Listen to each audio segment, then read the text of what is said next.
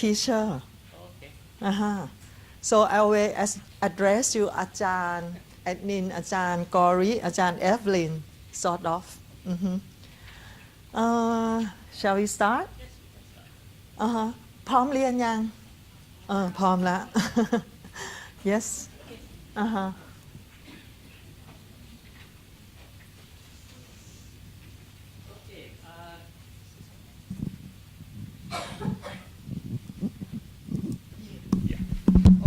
Okay. I'm supposed to talk about shortness of breath. Do you find managing shortness of breath difficult? ทุกท่านในห้องนี้คิดว่าการจัดการเกี่ยวเรื่องหายใจไม่อิ่มนี้เป็นเรื่องยากไหม Yes. Oh, okay. I find it very difficult. เขาก็เช่นกัน Okay. I think one of the things I probably want to say is that it has been very good to be part of this workshop this year. I'm very impressed with your ability to think about the problem, to think about how you would manage the different problems that we have dealt with today and yesterday. ส่วนตัวอาจารย์เอ็ดนีหลังจากอยู่กับพวกเรามาวันนี้เป็นวันที่สองแล้วก็การจัดประชุมเนี่ยก็คือจะมีตัวอย่างคนไข้เพื่อเราช่วยคิดช่วยแก้ปัญหาช่วยตอบคำถามอาจารย์เขาบอกว่าส่วนตัวเขารู้สึกประทับใจมากนะคะในการมีส่วนร่วมของทุกท่านแล้วก็คำตอบที่ตอบมานี้ก็คือถูกนะฮะเขาก็รู้สึกประทับใจ So when I go to different countries and also do the same teaching, I'm very impressed with the level of discussion and what all of you have been able to do. So what I am looking forward to in the future is to see you working in palliative care in your own hospitals. โอเคเพิ่มเติมนะคะอาจารย์พูดดังที่ได้แปลไปแล้วเนี่ยก็คือยิ่งอาจารย์เปรียบเทียบกับหลายประเทศเพราะอาจารย์ไปเป็นวิทยากรในนานาประเทศอาจารย์ยิ่งเห็นความแตกต่างคือเราทำได้ดีมากในการตอบคำถามในการคิดหรืออะไรอย่างเงี้ยอาจารย์คาดหวังว่าในอนาคตอันใกล้ทุกท่านในห้องนี้จะทำงาน Palliative Care ในโรงพยาบาลของท่านนะคะ I think yesterday we also had a chance to see a patient in the hospital, and we also be able to see how you manage people in hospital. So that's been very interesting to see your clinical management. Very impressed with what you do. โอเคอันนี้เป็นรูปเพิ่งถ่ายเมื่อวานเย็นนี้เองนะคะคือพอเสร็จจากงานเนี้ยทั้งกลุ่มก็พากันไปดูคนไข้เพราะอาจารย์ซีเวียงรบกวนให้ไปช่วยดูอาจารย์เขาก็ได้มีโอกาสเห็นการให้บริการทางการแพทย์ของบ้านเราคือที่ศรีนครินทร์แหละอาจารย์เขาก็รู้สึกประทับใจมาก And my two other colleagues are not here yet, but I wish they would be able to see that they are enjoying themselves. อีกสองท่านยังไม่ได้เข้ามาที่ห้องนี้นะ They like taking pictures. เขาก็บอกว่าเพื่อนเขาอีกสองคนก็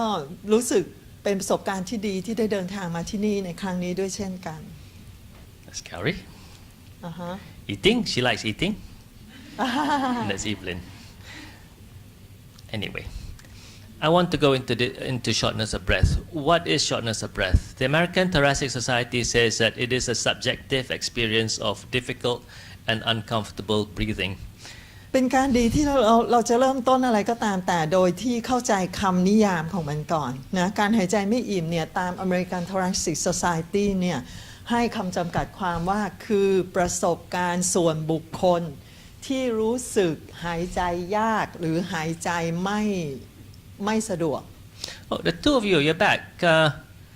You miss seeing yourselves up there. Yes, it looked nice. And the first contact is that what do you do when you see a patient who has got shortness of breath? And for me, it is trying to get them to tell me in their own words, what does this shortness of breath mean to them? How do they describe it? อาจารย์เอ็นนินบอกว่าเวลาเราเจอคนไข้ที่หายใจลำบากเนี่ยเราจะจัดการยังไงส่วนตัวเขาจะทำอย่างนี้คือจะถามคนไข้ว่าช่วยอธิบายให้ผมฟังหน่อยว่ารู้สึกลำบากในการหายใจเนี่ยอย่างไรโดยใช้คำพูดของตัวคนไข้เองนะคะ So they may just say I can't breathe, or they say something heavy on the chest, or it's heavy, or the chest is being squeezed, or it's feeling tight. อันนี้คือคำที่คนไข้ของ ของอาจารย์เอ็ดนินตอบนะคือบางคนจะตอบว่าฉันหายใจไม่ได้บางคนก็บอกว่ามันมีบางอย่างเนี่ยทับอยู่บนอกบางคนก็บอกว่ามันหนักนะแล้วบางคนก็บอกว่า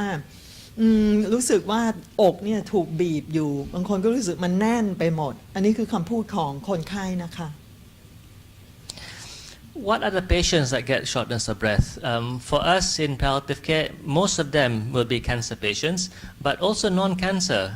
especially COPD and heart failure.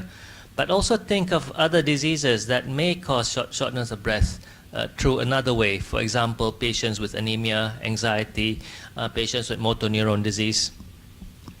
คนไข้ที่เป็นโรคอะไรบ้างที่อาจจะมีอาการนี้นะแน่นอนที่สุดคนไข้มะเร็งโดยเฉพาะอย่างยิ่งปอดนะในคนไข้กลุ่มไม่มะเร็งเนี่ยก็อย่างเช่น COPD หรือคนที่เป็น heart fail อย่างไรก็ตามแต่เราอยากคิดจำกัดอยู่แค่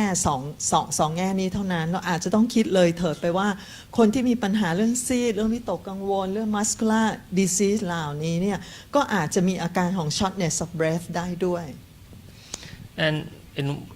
in this study, it showed that for symptoms in the final year of life, actually more patients with COPD had shortness of breath than lung cancer patients. อันนี้เป็น non cancer patient เนาะในการทดลองนี้ก็อย่างที่เห็นนะคะเป็นคนไข้ COPD คนก็ประมาณ683คน60%เป็นหายใจไม่อิ่ม So it's actually a very important symptom to deal with in many diseases, not just with lung cancer. เพราะฉะนั้นเนี่ยให้เราตระหนักว่าคนที่จะมาด้วยหายใจไม่อิ่มเนี่ยมาจากโรคอื่นมากกว่า lung cancer อีก Now, trying to understand what happens when you get shortness of breath, we have many receptors in our airways, in our lung, in our muscles, in our diaphragm. There are both stretch receptors as well as chemical receptors in the periphery and the central area. ในเรื่องนี้เนี่ยเกี่ยวกับกลไกการเกิดภาวะการหายใจไม่อิ่มเนี่ยเราควรจะต้องมีความรู้นะคะว่าถ้าในระบบของ neuromuscular system เนี่ยเราก็จะมี receptor ไม่ว่าจะเป็น stretch receptor หรือ chemical ก็ตามแต่ตรง stretch receptor ก็อาจจะมีที่ airway ที่ lung แล้วก็ที่ diaphragm นะแล้วก็ที่ muscle ที่เกี่ยวกับระบบหายใจเกี่ยวกับการหายใจทั้งหมดในส่วนของ chemical ก็มีทั้ง peripheral แล้วก็ central And what happens is that you get feedback mechanisms from the periphery to your brain, to the medulla, and also from the periphery and the medulla to your central cortex. And this causes this feeling of breathlessness, and it's also modulated by anxiety as well. โอเคกลไกการเกิดเนี่ยก็จะมีสัญญาณประสาทเนี่ย feedback จาก peripheral ก็คือรอบๆร่างกายเนี่ยไปยัง medulla ที่สมองและ feedback จากทั้ง periphery กับ medulla เนี่ยไปส่วนของ cortex ซึ่งก็จะไปทำให้เกิดความรู้สึกหายใจลำบากอย่างไรก็ตามแต่กระบวนการหายใจลำบากเนี่ยสามารถถูก modulate คือเปลี่ยนแปลงแย่ลงดีขึ้นอะไรอย่างเงี้ยจะทำให้แย่ลงหากมี anxiety มีความวิตกกังวลThe causes are many, and that's where so many diseases can cause shortness of breath. It can be direct airway obstruction through the trachea, which normally might be related to cancer or through a fistula. It may be lower down in your bronchus, which may be from tumor, COPD, infection, and spasms as well. สาเหตุของการหายใจไม่อิ่มเนี่ยมีเยอะแยะอันนั้นเป็นเหตุผลที่ว่าทำไมมันจึงโรคตั้งหลายโรคจึงจะพบภาวะหายใจไม่อิ่มได้สาเหตุอันนึงก็คืออาจจะเป็นสาเหตุโดยตรงเป็น direct เนาะก็คือเป็น airway obstruction สาเหตุโดยตรงที่เป็น airway obstruction เนี่ยก็อาจจะเป็นบนเป็น trachea นะก็อาจจะเป็น tumor หรือเป็น fistula ก็ตามแต่ดังปรากฏบนจอนะอีกอันนึงก็คือเตี้ยลงมาหน่อยจาก trachea ก็จะเป็นbronchus อะไรก็เช่นเดียวกัน tumor COPD infection bronchospasm เป็นต้น And then it might be due to reduction of functional lung tissue, something that reduces your lung capacity. And there are many different causes. That is just a whole list of them over here, and you can get this from any books. I won't go through every one of them. โอเคอันถัดไปก็คือมีอะไรบางอย่างทำให้ลังฟังก์ชันทิชชูเสียหายนะแล้วก็อันนึงก็คือทูเมอร์นะรายละเอียดก็ดังปรากฏบนจอก็ถ้าต้องการรายละเอียดมากกว่านี้แนะนำให้ศึกษาด้วยตนเอง เขาพูดจริงๆ Then there is situations that can reduce your ability to breathe, and this might be because of weakness in your chest wall, pain, or something that affects your diaphragm, maybe ascites, a big liver, or something that affects your phrenic nerve, which controls the diaphragm. อันถัดไปก็คือการ movement ของระบบหายใจของช่องอกที่ต้องขยายหรืออะไรอย่างเงี้ยมันเสียไปซึ่งอาจจะจาก chest wall weakness นะหรือเกิดจาก chest wall pain พอ pain เราก็ไม่อยากจะหายใจหรืออาจจะมี ascites หรือมีตับโตนะหรือ phrenic nerve lesion เหล่านี้ล้วนกระทบต่อการ movement ของ chest cavity. Then there is problems with your heart, with your cardiovascular system, whether it is heart failure, cardiomyopathy, pericardial effusion, sepsis or hemorrhage, or anemia, just a lack of blood. สาเหตุอันถัดไปคือมาจากหัวใจนะคะเช่นอาจจะมีpericardial effusion มี constrictive pericarditis มี shock มี hemorrhage มี anemia นะอันนี้ก็สามารถทำให้เกิดหายใจลำบากได้ So the list of causes is many, and I think you just have to try and remember which systems might be affected. So when you're going to start your assessment, what do you do? สาเหตุที่ทำให้เกิดก็มีเยอะแยะดังที่พูดไปแล้วใช่ไหมคะคราวนี้เราจะประเมินคนไข้ยังไง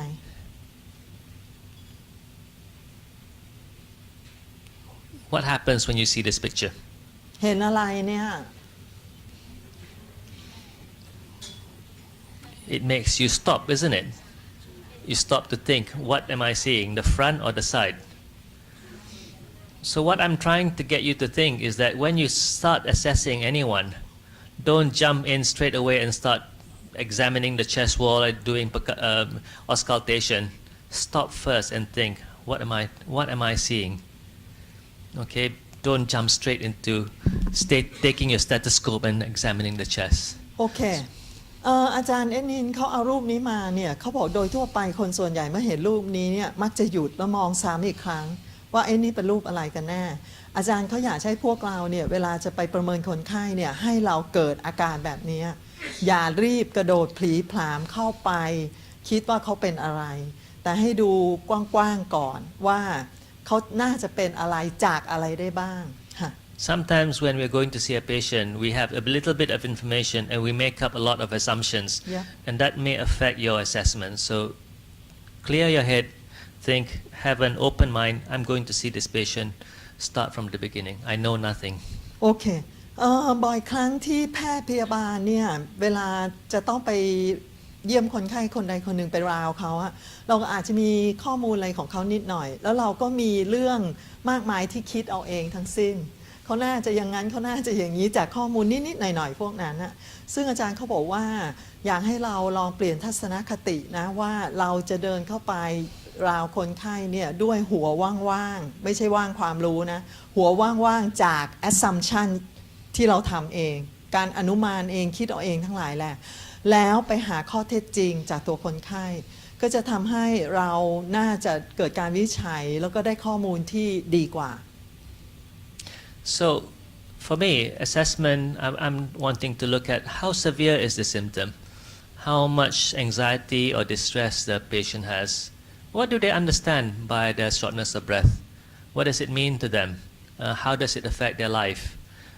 Is there anything that makes it better or worse? What might be the cause? Is it reversible? Where is their disease now? Do they have a long prognosis? Is their life short? And what is my goal of treatment? อันนี้ก็เป็นคำถามที่อาจารย์เขาตั้งไว้ในใจคือเป็นธงของเขาเองนะว่าเวลาเขาไป หาคนไข้แล้วเขาจะประเมินเนี่ยสิ่งที่เขาอยากรู้คือที่เขามีหายใจไม่อิ่มหรือหายใจลำบากเนี่ยมันซีเวียขนาดไหนมันเกี่ยวข้องโยงกันกับความไม่สุขสบายทางกายหรือ anxiety ของคนไข้ไหมคนไข้มีความเข้าใจเกี่ยวกับอาการที่เขาเป็นเนี่ยว่าอย่างไรมีความเข้าใจว่าอย่างไรแล้วก็มีผลกระทบต่อชีวิตประจำวันเขามากน้อยแค่ไหนอะไรทำให้อาการหายใจไม่เต็มที่ไม่อิ่มหรือหายใจไม่สะดวกของเขาเนี่ยอะไรทำให้แย่ลงอะไรทำให้ดีขึ้นแล้วก็พยายามดูว่ามันเกิดจากสาเหตุอะไรได้บ้างและสาเหตุดังกล่าวเนี่ย reverse ได้ไหมแก้ไขได้ไหมขณะนี้คนไข้เป็นโรคอะไรและโรคของเขาเนี่ย trajectory ของโรคของเขาเนี่ยอยู่ตรงไหนอยู่ในระยะท้ายแล้วใช่ไหมหรือว่าอยู่ตรงไหนพอได้หมดนี้แล้วก็จะถามตัวเองว่าวัตถุ goal ของ treatment ของเขาอะมันคืออะไรสำหรับคนไข้คนนี้ So the first part is getting history. What is the existing disease? What is the respiratory system? The stage of the disease, and you might need to find out more about the information. Sometimes when I see a patient, the patient may have limited information, so I might need to ask the treating doctor, tell me more about what is happening. What is the speed of onset of the shortness of breath, the duration, what makes it better or worse? เขาก็จะเริ่มโดยการซักประวัติใช่ไหมคะเขาก็จะอยากรู้ว่าก่อนหน้านี้เนี่ยมีโรคอะไรอยู่เดิมไหมระบบการหายใจของคนไข้คนนี้เนี่ยปกติเป็นอย่างไรหรือมีการดำเนินมาจนถึงวันนี้เป็นยังไงโรคที่เขาเป็นอยู่ขณะนี้มันอยู่ตรงไหนซึ่งเขาบอกว่าตรงนี้เนี่ยบางทีคนไข้อาจจะไม่สามารถบอกอะไรเราได้สิ่งที่เราต้องทำคือเราต้องไปคุยกับหมอเจ้าของไข้เพื่อหาข้อมูลเหล่านี้จากหมอถ้าหากคนไข้เขาไม่สามารถให้กับเราได้onset เป็นยังไงเกิดเร็วเกิดช้าเวลาเกิดทีกินเวลานานเท่าไรอะไรทำให้ดีขึ้นอะไรทำให้แย่ลง Is it made worse by activity, anxiety, cough, pain, constipation? Is it environmental because somebody is smoking in the house that makes them cough, or they've had other problems in the past that makes them anxious? โอเคมันแย่ลงจากอะไรอันนี้คือสิ่งที่อยากจะหาเช่นมันเกี่ยวข้องกับการทำกิจกรรมไหมทุกครั้งที่มี activity ก็จะเป็นเกี่ยวข้องกับ anxiety ไหมเขามีภาวะซีดไหมเขาไอไหมเขามีปวดไหมเขาท้องผูกไหมประสบการณ์ก่อนหน้านี้แกไม่ได้พูดก็ไม่แปลเนาะเกี่ยว environmental condition เนี่ยก็คือหมายถึงว่ามีคนในครอบครัวมีใครสูบบุหรี่ไหมหรือบ้านอยู่ในบริเวณที่มีฝุ่นควันอะไรอย่างเงี้ยเหล่านี้ก็คือ environmental condition I'm not sure about Thailand, but in Malaysia, every year, usually around August, we have very bad environmental condition which makes shortness of breath. ว้าวในมาเลเซียจะเกิดขึ้นทุกปีประมาณแถวเดือนสิงหาคมนะคะก็จะมีอากาศแบบนี้ This is the fires in Indonesia. Yeah. It affects Malaysia and Singapore a lot. Is Thailand affected as well? I Not think much. in the southern part my friend in หาดใหญ่ he Yes. also said he got this อันนี้เนี่ยเป็นไฟป่าที่ไหม้ที่อินโดนีเซียแล้วมีผลมาถึงสิงคโปร์แล้วก็มาเลเซียแล้วก็ทางใต้ของเราด้วย Very bad for my patients. คนไข้ของอาจารย์เขาก็จะวุ่นวายมากตอนนี้ Not reversible. No you can't Political problems. Yep Right. And then physical examination. What will you look for? จะตรวจร่างกายอะไรเขาดี I won't go through the clinical examination because I think you should all know, but do it thoroughly. You need to auscultate. You need to observe first and see what's going on. What is the position of the patient before you even start putting your stethoscope onto a patient. อาจารย์เขาบอกจริงๆแล้วเนี่ยทุกท่านในห้องนี้รู้หมดแล้วล่ะว่าจะตรวจร่างกายอย่างไรแต่สิ่งที่อาจารย์เขาอยากจะให้พวกเราตระหนักก็คือก่อนที่คุณจะเอาสเตทไปวางบนอกเขาเนี่ยคุณเห็นไหมว่าเขาอยู่ในท่าอย่างไรคนไข้อยู่ในท่าอย่างไร And do a complete physical examination. So many times I see people try and do a clinical examination with putting the stethoscope on the clothes. Yep. They don't examine properly. เวลาตรวจร่างกายก็ควรจะตรวจให้ถูกต้องนะคะบ่อยครั้งที่อาจารย์เขาจะเห็นว่าหมอเนี่ยวางสเตทอยู่บนเสื้อซึ่งมันไม่